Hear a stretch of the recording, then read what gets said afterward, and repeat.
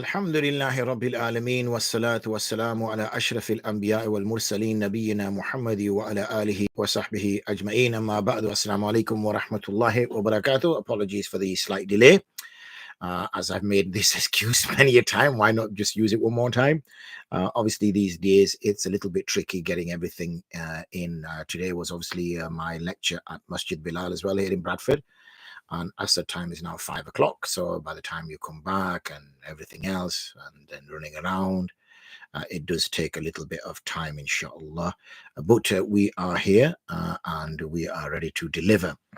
So FiqHour, that's what it's called. So that's what we will do. And today's theme is how to make dawah. So again, as you're getting used to my methods, my sort of structure of these FiqHours, and what I always set out. So the first thing we have to do is set out our stall, set out the framework. Now, every single one of us has a worldview. Every single one of us has an understanding of the world around us. Every single one of us has I won't say understanding, let me rephrase that, has a position with regards to everything around us. Now, it might be a subconscious position, or it might be one that's been fleshed out and thought through. It depends on each person. But we all have a worldview. We all have a position. We all have an answer to the questions, even if we've not really got to the crux of it. And we say, well, I'm not sure. But in reality, we have adopted a position based on that paradigm. So the first thing we have to do when we're doing dawah is to challenge the person's worldview. If they do not have an Islamic worldview, if they do not have the worldview which Islam advocates and promotes, then they have a worldview of whatever. So let's take atheism as a worldview. That tends to be the case for most people. If they do not have a if they do not have an Islamic worldview, then they have a worldview which is an atheistic worldview. So what we have to do is we have to start challenging the big questions, as in, where did we come from? Okay, where are we going? Who are we? What are we? And start kind of challenging those questions, bringing those questions to the fore. What you're trying to do is undermine that person's worldview. And not because you're just trying to undermine it for the sake of undermining it, because we know as people of Islam that we are on haqq, okay? That we are on haqq, we are on truth. And we have divine support for that. Now, for the other side of the party, they may say, well, you don't have divine support because according to their perspective, you have a book which a man put together and it's actually just a fabrication. It's a little bit borrowing from Judaism, a little bit borrowing from Christianity, a little bit of everything else put in there. And now you call it your divine text. Fine, that's their argument. So the first thing we have to do is we know, though, from our perspective, that we are upon haqq. So we should be confident enough to say that. So when we start asking those kind of questions about, where is it you're from? Where are you going?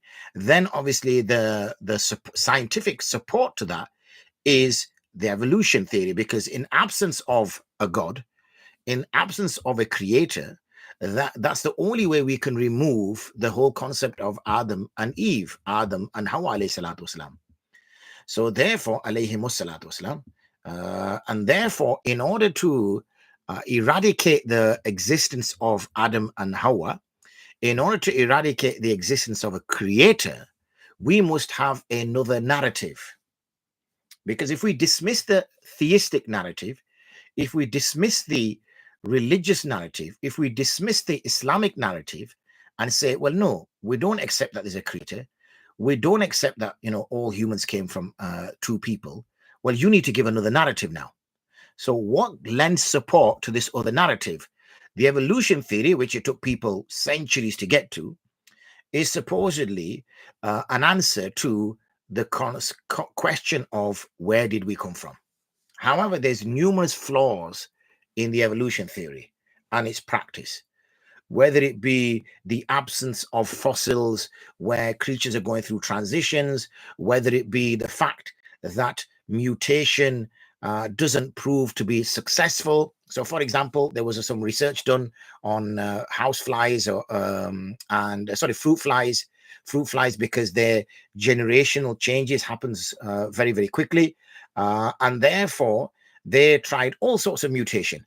where they had legs coming out of the body, legs coming out of the eyes, legs coming out, 4 pairs of legs, 2 pairs of eyes, all sorts. Every mutation was problematic. There was no mutation which changed this fruit fly into a super fruit fly. Okay. And even if it changed this position, even if it changed the fruit fly, it never passed on this mutation to its young, and it would die. So therefore, the concept of mutation, which leads to another species, is also flawed. Okay, it's also flawed. And there's answers as to why certain creatures went into extinction and certain creatures carried on. So, for example, the argument that's usually given, and I'm doing this in a very simplistic way because I know majority of those people who are watching won't necessarily be coming from a scientific background. So an argument that's made is that, animals used to have small necks, and then they used to eat from the trees. And what happened was all the food got eaten at the low level. And there was a mutation where one creature was born with a long neck. And what happened, like a giraffe, and what happened is this creature could eat the leaves higher up. So all the creatures that were eating the leaves lower down died out. This long-necked creature happened to find another long-necked creature. They fell in love, obviously had lots of children. And what happened was there was a new species. And this new species was this long-necked creature. A simple answer to this is that Allah subhanahu wa ta'ala created short-necked creatures and he created long-necked creatures. And in certain parts of the world, because the food finished at low level, the short-necked creatures died and the long-necked creatures remained. This was also an argument that was being made that certain type of moths that existed around the industrial age that were white color went through a mutation. And when they went through a mutation, the ones which were white were getting picked off by birds because the bark of the tree was black. And if you're a white moth, then anyone can see you. Oh, look, there's a moth over there, and they would get eaten. And so the creature went through a mutation where eventually it was a black moth. And the black moths could not be eaten because the blackness of the building or the blackness of the trees, the moth was beautifully camouflaged. So the birds did not. So it basically, a new species was created. Again, that's nonsense. The simple answer is that there were white moths and there were black moths. Allah created white moths and Allah created black moths. And it so happened that in this particular area, because the white moths could easily be seen, they were eaten, and the black moths could not be eaten, so they remained.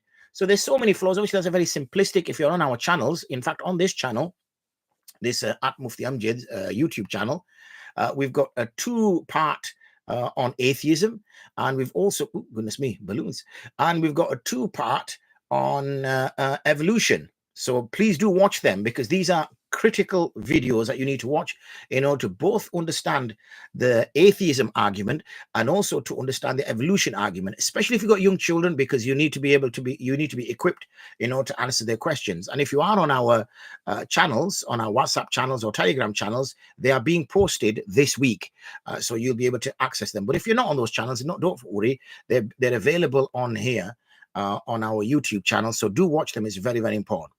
So once we undermine, the alternative narrative. So remember, we set off with the 2 narratives, a creator narrative and a non-creator narrative. And those people who fall into the creator narrative, making dawah to them to go towards Islam is relatively easy, because you're going to find holes within their revealed texts. So Christianity has got so many flaws in it because of the fact that the Bible has gone through so many changes. And in fact, when the Romans adopted Christianity as their state religion, they incorporated a lot of the idealistic, the polytheistic beliefs within Christianity in order to sort of feel as if it was acceptable amongst the Romans. Because the Romans were only comfortable if it retained something that they could recognize. And therefore, Christianity was kind of metamorphosized within the polytheistic beliefs of the Romans. And then they reached a happy medium. And we know, for example, when Isa ﷺ was alive, there's hardly anything that was written and recorded and memorized because they were waiting for his second coming, thinking the second coming was going to happen pretty quickly, and it didn't. So moving people along the theistic argument is relatively easy, especially when you make the case for abrogation, you make the case for within the Bible itself in a number of passages which talks about the Prophet ﷺ arriving. So that's an easy argument. And succinct because these themes are only going to be 20 minutes long. Each one we can easily deep dive, but it's just to give a framework. When we're looking at the atheistic argument, so we've looked at the theistic Islam, the atheistic argument, we've undermined the scientific, supposedly alternative narrative to creation. So we've undermined that. Next thing is to challenge this view that atheism is a neutral. Atheism is a neutral, overarching philosophy that all other philosophies and worldviews should be assessed against. That is the next thing that needs to be unpacked, because what we find within atheism itself, that it has rule books, it has preachers, it has a narrative, it has a worldview, it has a belief system in place. So once we've done that, we can show that, hold on a second here, this so-called atheism is no different than any other worldview or any other belief system. It's pretty much the same. So it's literally, we have a choice. So we cannot, no one can argue the case that atheism is this neutral, overarching, pure form of assessing other views, but rather it has a belief system, it has books, it has preachers, it has those who are antagonistic, so to speak, towards it. It has all those, you know, like you would find in any other faith or any other religion. So therefore, that is the next point that you're trying to undermine. Once you have undermined this person's worldview that's coming from an atheistic worldview, you now need to give him another narrative, or you need to now give her another narrative. You cannot remove their belief system. You cannot remove their worldview and not offer an alternative.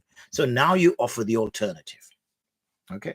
So what's the next stage? So stage 2 would be to establish the status of the Prophet ﷺ. Okay. The next thing would be to establish the Prophet ﷺ, meaning establish him as a man who is in touch with God. Okay, yeah, that's the next stage to establish. And that you can do with numerous prophecies he made. Because remember, to the non-Muslim, the Quran is the statement of the Prophet. So fine, let's just go with that for now. That if the Quran is the statement of the Prophet, and it's not revealed text, and this is a statement of the Prophet, then talk about the prophecies that he made, which happened. Whether it's the prophecies of the Romans conquering against the Persians, whether it's any other prophecies that existed and happened in the time of the Prophet ﷺ, or happened after his passing, you know, within a short time frame after his passing, to prove that.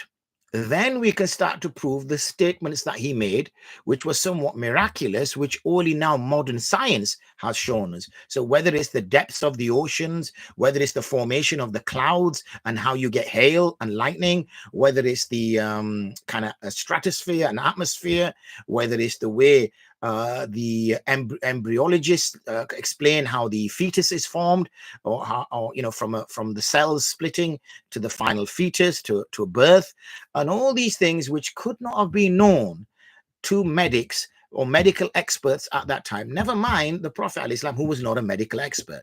So once you, obviously, again, I'm keeping this very short, very brief for the purpose of today. Once you then establish the status of the Prophet, that he is proven to be bringing knowledge from beyond him. He's proven to be bringing knowledge that could not have been known to a human. In fact, if the whole nations of the whole planet got together, it could not have been known. It was not the knowledge of that time or era. Okay, forget whether it was accessible to the Prophet ﷺ or not. We're going to just park that up. We're not talking about accessibility, because obviously we know accessibility to the Arabian Peninsula was pretty difficult because the Arabs weren't the superpowers. Knowledge was being sort of centered around Persia and centered around, Europe was slowly becoming somewhat of a powerhouse. But at that time, Babylon and the Middle East and Persia, that's where the ilm was. Okay, so one can't. And the Prophet never accessed that in his time or era. He never accessed that, or the Muslims never accessed that. So never mind about accessibility. It was not known at that time. The world knowledge, it was not known. So therefore, if this person has a clean heart and a clean mind, he will naturally accept that, yes, this man knew things that was not possible for a man to know. Okay, so how did he know then? How did he know? So what are the alternatives? Well, I've already dismissed 2 or 3 alternatives. That he was informed by somebody, but it was not known on the planet. He traveled. Well, he didn't go to Persia. People from Persia came to see him. There's no record of that information being passed on to him. So then the only alternative is that the only being that's telling him is the creator. It's the creator that's telling him. Okay. Who are you talking to? Oh, there are 4 cameras on me: TikTok, Facebook, YouTube, and Instagram. So I mainly give my attention to the YouTubers because that's recorded and people will watch it afterwards. But I'm not dismissing you guys. So, Allah bless you all. Ameen. What was I saying? So once we've established, okay, that the Prophet was getting this ilm, we now say, where was he getting this ilm from? Well, we've already dismissed possibility. So the only other possibility which remains after deduction is a creator, an all-knowing being that is disclosing this to the Prophet. Okay. So when we can verify those pieces of information, what about those pieces of information we cannot verify? Because we've now verified, like I told you, the layers of the water, the depths of the water, the prophecies that happened, the space, embryology. We've verified that now. That's been proven now. So we know that's happened. What about those things we cannot prove via empirical science? Like, for example, that there's a heaven, there's a hell, there's a day of judgment, there's questioning in the grave. We can never measure these. They're beyond science. So if a man is known to be truthful, and he has been proven to be truthful time and time again on all matters in which he can be proven to be truthful, then we must accept, in the absence of any other evidence, that he's also truthful on those points that we cannot prove. It is only scientific to say that. For instance, if I watch 5 apples fall from a tree, so there's 100 apples on the tree, and I see 5 apples and all apples drop to the ground, no apple falls up in the sky, I can say by deduction that all the apples from that tree will fall to the ground.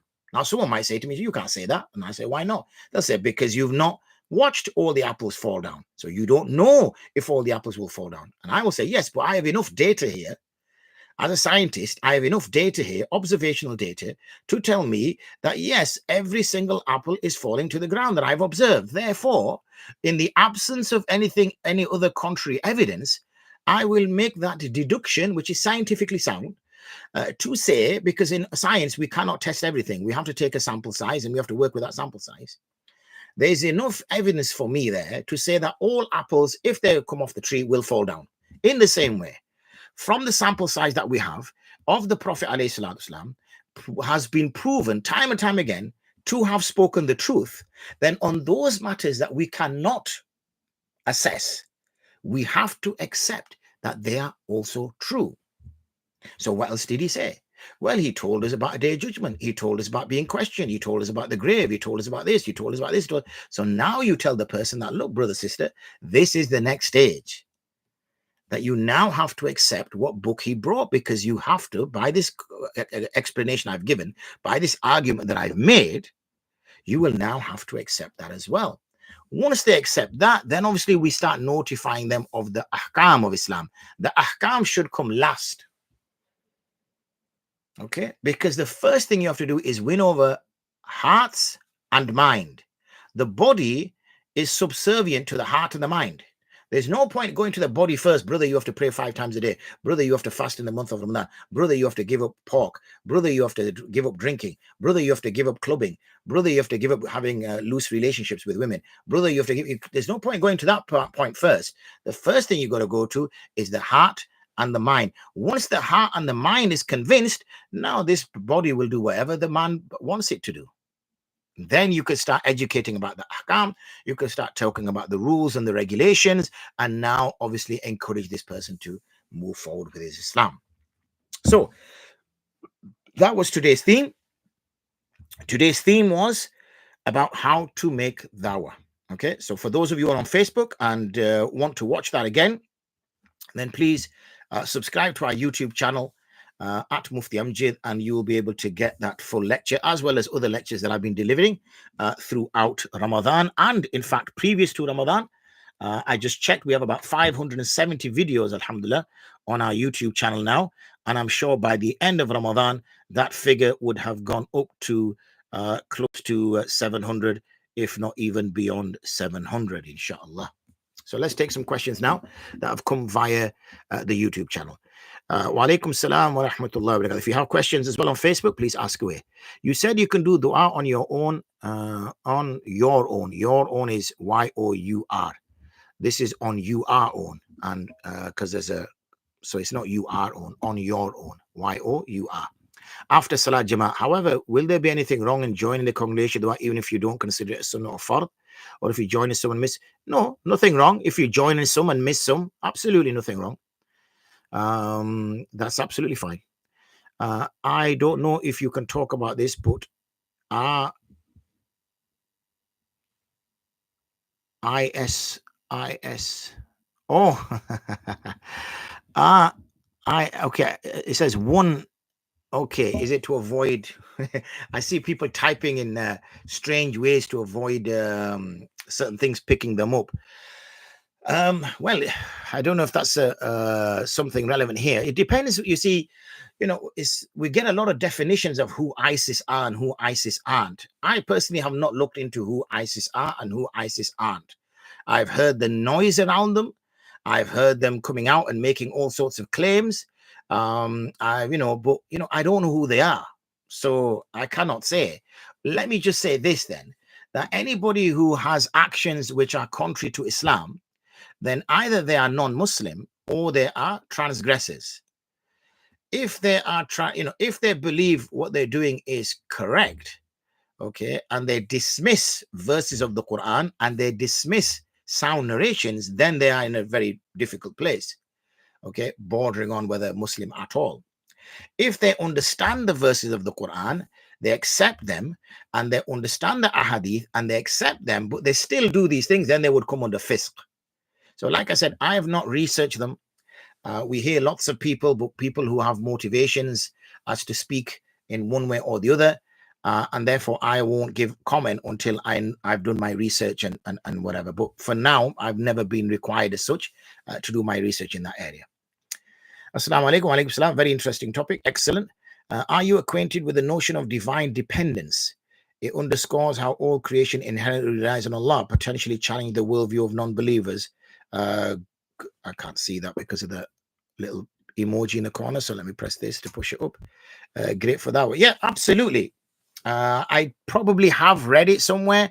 I do read a lot, alhamdulillah. And as a consequence, if I don't act upon that reading, then it does usually. That's why I try to write the stuff that I read, or I try to speak about stuff that I read, not necessarily to preach or to share, but more so that it sticks in my own head. So alhamdulillah, I get an opportunity to read quite a lot of stuff. So that's fantastic. If there is something which is being proven from some kind of rational arguments perspective, which further strengthens the point that creation inherently lies on a God, on a super being, then alhamdulillah, fantastic, brilliant. So keep your questions coming. I'm just going to jump onto the Markaz al-Ifta wal Qada just to see if anything has come on there. Assalamu alaikum. Where are we going to? Oh, here we go. Assalamu alaikum. What is the direction Muslim party from the UK if we don't have a compass? Oh, Muslim party. What is the direction for Muslims' prayer? I think that might mean from the UK if we don't have a compass. I would say southeast rather than just east. That is the direction. Assalamu alaikum wa rahmatullahi wa barakatuh. Wa alaikum salam wa rahmatullah. Zakat can be given to masajid in a non-Muslim country? Question mark. Someone said this. There is a minority but well-represented group of scholars, both early and modern, who hold that the seventh divinely designated zakat category in the path of Allah can qualify mosques, building them, renovating them, or paying principal religious human resources serving in them, among other activities, and the people performing them as legitimately zakatable under certain conditions, especially in the context of countries where Muslims are minorities. Isn't lillah is sadaqa nafila? So you will find minority opinions on virtually everything. Okay, everything, all and sundry. Hence the reason why we follow a madhab, a school, because what the school does is that it filters through all these opinions. It gathers all these opinions. It assesses all these opinions, and it prioritizes these opinions. Otherwise, we would just be blindly walking around, not knowing whether we're picking up a wet stick or a dry stick for firewood. So we are fortunate, alhamdulillah, that we've had great tabaqat, ranks of ulama, the founders, the ones who came after, the ones who came after, the ones who came after, who did different things of tasheeh, tarjih, and different methodologies in order to give us a complete school. So we don't need to now find, oh, there's an opinion that says this, there's an opinion that says that. We don't need that. We have a school. And like I said, you will find an opinion on anything. It means nothing. Okay, so the position is quite clear. For zakah, the fi sabilillah is very clear. Fi sabilillah is literally fi sabilillah, yani the mujahideen. And it's not just the mujahideen, it's the mujahideen who have separated from their main army, their main group, and they have no access, no way now to get back to that main group, the main battalion. Otherwise, even the mujahideen can't collect it because they're covered by the state. It is that group who have wandered away somehow, everybody set off and they were still asleep or something, and now they're trying to catch up with their crew, with their army, and you're assisting them. So this is all being defined for us. Isn't lillah like sadaqa nafila? Yeah, it's just a phrase. Lillah just means generically for the sake of Allah. Assalamu alaikum. By extension, would it be true to say the salah, du'as, etc. of a person who continues to eat something is harmful and therefore eating haram would not be accepted, as in the case with generally consuming haram? No, it wouldn't be the same, okay? Because when we speak about somebody consuming haram, this is in reference to consuming something which you've got through ill-gotten means, or something which the Sharia has forbidden, okay? So, for instance, unfortunately, sister, many of us are obese, or many of us are overweight. Now, obesity is haram. Being excessively overweight is haram. So, does that mean any food that we eat beyond, what our body needs, which is now being stored as fat, does that mean our salahs and du'as are not accepted? So, we wouldn't necessarily go to that extent. What we would say is that a person has to be very careful when they're consuming excessively. Ramadan is a fine example of excessive consumption. And so we have to be very, very careful with that. Let me see if there's any more. Assalamu alaikum. What is your opinion on the New Crescent Society? They claim to have evidence of a successful functional Islamic calendar based solely on UK moon sighting for 6 years plus. If this is proven, then would this not be better than following Morocco, as it is closer to the Sunnah? Wa alaikum salam wa rahmatullah. As a person who is somewhat of a representative or a member of Wifaq ulama, then I am in a fortunate position to be able to share their criteria with you. The criteria for Wifaq ulama is UK. Okay, is UK sighting. In the absence of UK sighting, and I have mentioned this previously before, in the absence of UK sighting, it goes to the nearest Muslim country, which happens to be Morocco. Okay, this is important that it's understood, because what I don't want is people to think it's Morocco versus Saudi, like it's a football match. It's not. It is UK sighting. In the absence of UK sighting, it is the nearest Muslim country. What is the nearest Muslim country? Morocco. So some may argue, why don't you just do 30 days then? If you don't see the moon on the 29th night, on the 30th night, Why don't you just complete that and do another fast? And that's 30 days. The issue that we have is because of the geographical location of the UK, there are days in which there is cloud cover, excessive cloud cover, which may restrict the sighting of the hilal, not because of the fact that the hilal is not possible to see, but rather because there was cloud cover and therefore it wasn't seen. Now, the argument that is made is that, yeah, that balances itself out through the year. Possibly it does. Okay, possibly it does. But for now, the confidence is amongst the ulama that when that happens, what we should do as a benchmark, as a fail-safe, is then reach out to the nearest Muslim country, which happens to be Morocco, and see if they cite it. If they don't cite it and we haven't cited it, then that's absolutely fine, because that proves when we didn't cite it, that was a genuine non-citing. Fantastic. Everybody's happy. But if, for example, we don't cite it and Morocco does cite it, then we have some element of doubt which enters our mind, which tells us, what if we did not see it because of cloud cover or because of the lack of people going out to sight the moon? You see, in the UK, we don't have that many people going out to sight the moon. We don't have that many locations. In say Morocco, for example, there are hundreds of locations where thousands of people go to sight, and the ministry of the government is supervising them.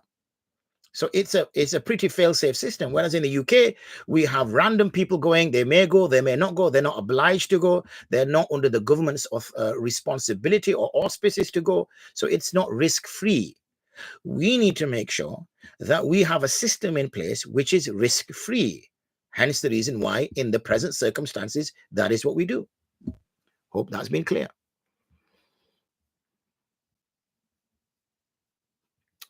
Assalamu alaikum. What are your thoughts on automated donations?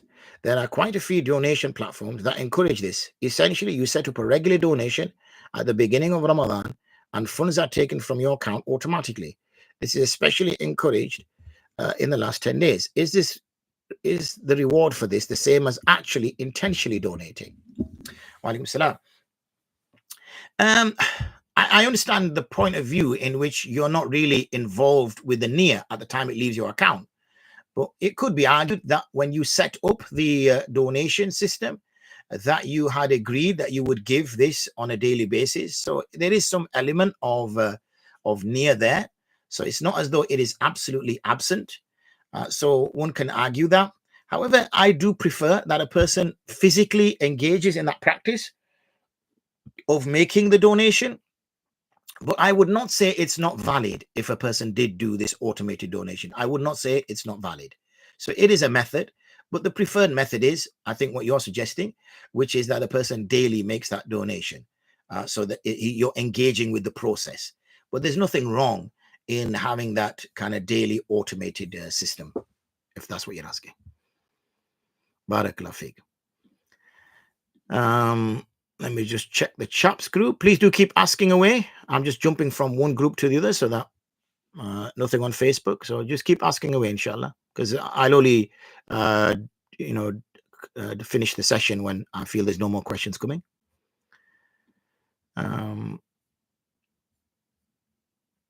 Assalamu alaikum. Wa alaikum salam. I will be teaching Mishkatul Masabih this year, inshallah. Can you recommend a good place for the takhrij for Wabayan? I can't see this clearly. For this book, I already have Tahqiq of Sheikh Albani. It's very small. I can't really see it. Let me just see if I can enlarge this a little bit. No, that's not helped. Takhrij wa Bayan Anil Hadith, I think it says. I would appreciate it. Nothing comes to mind because I've not taught that particular book for, oh goodness me, over 10 years ago, maybe even longer. So nothing springs to mind. I do recall the tahqiq of Sheikh Albani, but nothing else springs to mind. So if you wish, I can delve into it a little bit further, but nothing springs to mind. So apologies about that.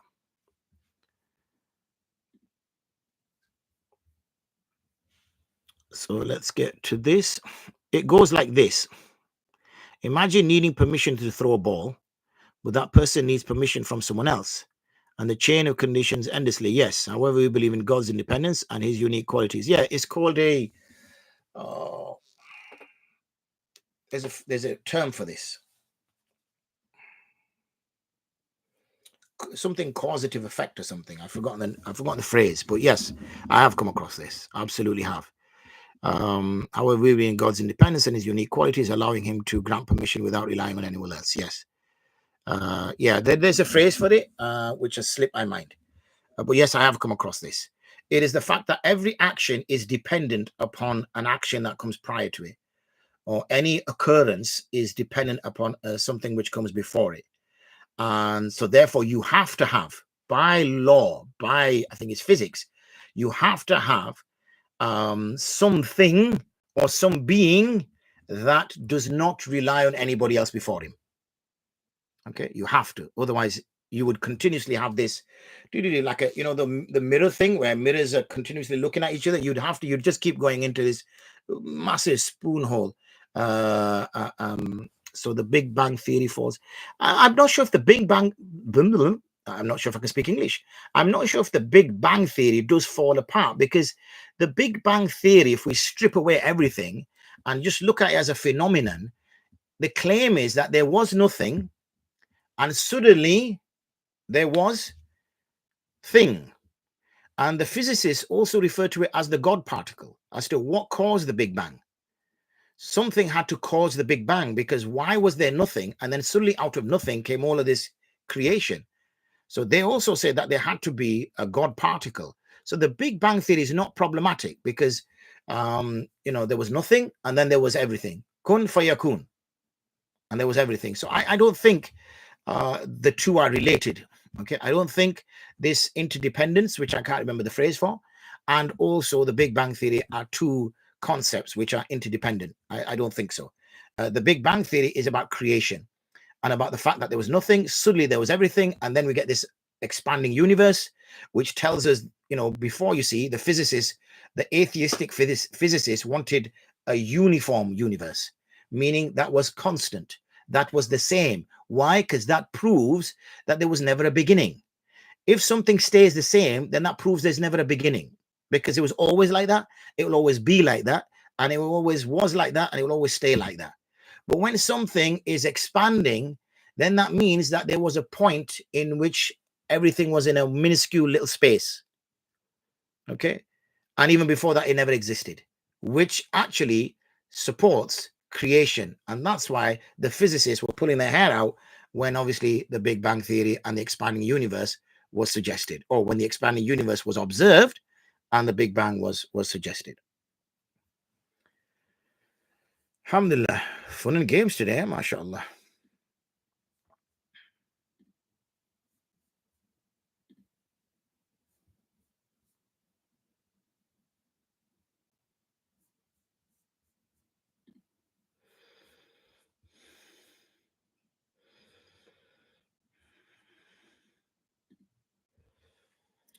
So I'll wait for more questions to come. In the meantime, whilst we're waiting for questions to come, additionally, why was he buried? Oh, missed the first part. What was the significance behind burying the Prophet ﷺ in the spot where he passed away? What is the reasoning and wisdom behind this? Additionally, why was he buried in the house instead of a traditional graveyard? A Nabi, a prophet, is buried in the place he passes away, because God is pleased with taking his soul from that particular point. So because Allah has chosen for death to come to him at that point, then that becomes the person's burial place. That becomes the Nabi's burial place. Hence the reason why the Prophet ﷺ was buried there. Then obviously Sayyidina Abu Bakr a request was made that he be buried next to him, and therefore he was buried next to him. And then Sayyidina Umar made this request to Aisha anha, because obviously one was her husband, one was her father, so it's not a problem. But Sayyidina Umar was ghair mahram. So when Sayyidina Umar made this request to our mother, Sayyidina Aisha anha, Sayyidatuna, I always miss that, Aisha anha, then obviously she gave ijaza. And this is the remarkable nature of Sayyidina Umar, that he says, ask her again after I pass away, because she may only be granting me this because I'm Amir al-Mu'mineen. and she may feel it's a commandment from Allah. So therefore, she may accept this. However, when I pass away, ask her again. And if she objects, it's not a problem. Bury me with the Muslims. But obviously, she did not object, and she permitted him. And then that's where saying that Umar was buried as well.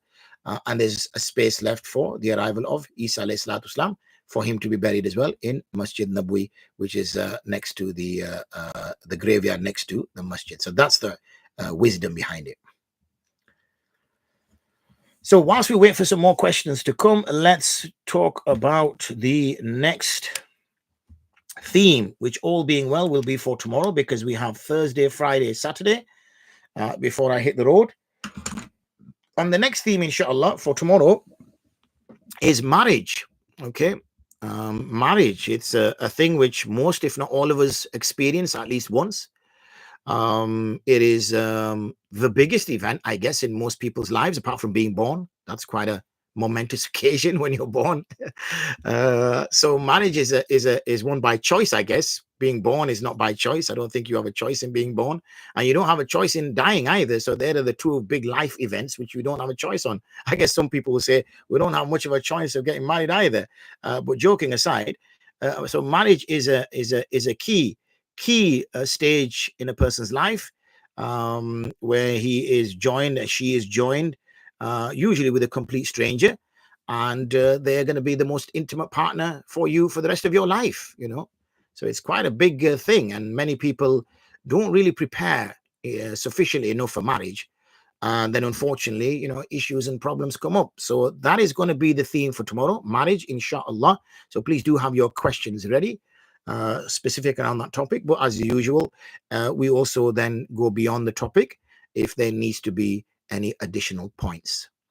Okay.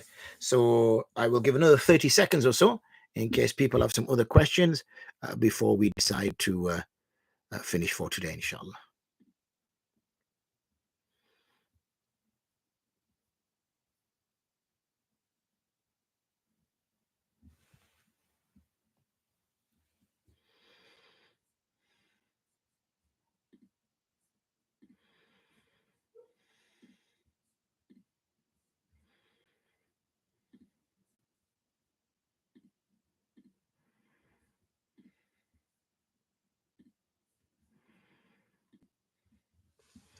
Okay, I think we are all satisfied in the question and answer session. So Jazakallah khairan again. So again, approximately 7:45, that's our time for the next Thursday, Friday, Saturday. Next 3 days, inshallah. We will have a new time. Please do, I will share the new time with you on Saturday. And also, if you are on our channels and things like that, you will be made aware of that coming out on our channels, on our socials. So please do follow us on one of our socials. Main thing is, if you're connected with us on YouTube, then you will be sent a notification every time we go live. So till tomorrow, inshallah, wa akhiru da'wana and alhamdulillah rabbil alameen. Assalamu alaikum wa rahmatullahi wa barakatuh.